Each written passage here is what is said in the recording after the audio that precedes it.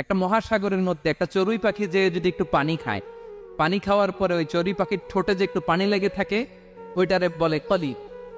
আল্লাহ বলে মহাসাগর থেকে পানি খাওয়ার কারণে চড়ুই পাখির ঠোঁটে যে একটু পানি লেগে আছে, এই পানিটা হচ্ছে তোমরা পৃথিবীতে যারা আছো সবার জ্ঞান, সবাই মিলে এতটুকু জ্ঞান, আর পুরো মহাসাগরের পানি হচ্ছে আমি আল্লাহর জ্ঞান।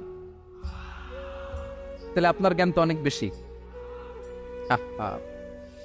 এজন্য জ্ঞানের বড়াই করা যাবে না। আল্লাহ বলেন ওয়ালা ইউহিতুনা বিশাইইন মিন ইলমিহি ইল্লা বিমা শাআ। আল্লাহ যতটুকু জানান ততটুকুই আমরা জানি, তিনি যে কত জানেন আমাদের কোনো ধারণা নাই, ঠিক কিনা বলেন? কেউ তার জ্ঞানকে পরিব্যাপ্ত করতে পারে না, পরিবেষ্টন করতে পারে না, তার জ্ঞানে কি আছে কেউ জানতে পারে না ততটুকু ছাড়া যতটুকু তিনি জানান। সুবহানাল্লাহ। নবীরা কি সব জানেন?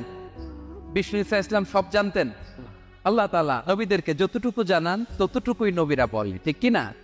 ওমা ইয়ানতিকু আনিল হাওয়া ইন হুয়া ইল্লা ওয়াহয়ুন ইউহা।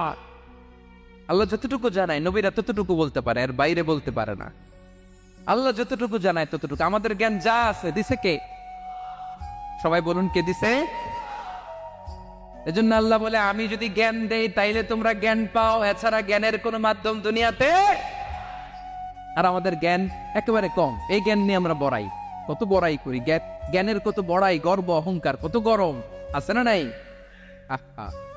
কি জ্ঞান আছে আপনার? কি জানেন বলেন? ভবিষ্যৎ জানেন? কালকে কি হবে জানেন? তো কি জানেন আপনি? কালকে কি হবে এটাই তো জানি না, এখন কি হবে তাই জানি না, পিছনে কি করছিলাম এটা মনে রাখতে পারেন? আজ থেকে 1 মাস আগে এই বিকেলে আপনি কি করতেছিলেন মনে আছে? এত দূরে যাওয়া লাগে না, আজ থেকে 1 সপ্তাহ